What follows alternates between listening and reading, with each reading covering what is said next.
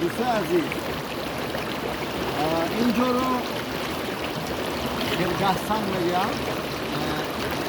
این دریا در زمان بچگی ما تا هنوز روان است و تمنا میکنیم که 100 ساله ها روان باشد تا که ما از این آب بسیار هم بامزه استفاده بریم.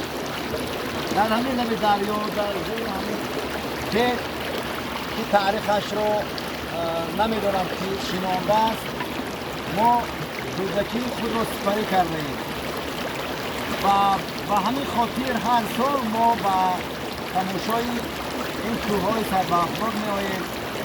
البته دودکی هایم به یاد آید، دلم گم می زند.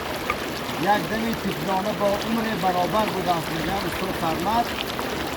خب اگر نبینیم دلها بیقرار می شود و خوشبخت از آنیم که با نوشیدن همین آب زیبا بالای رسیدیم.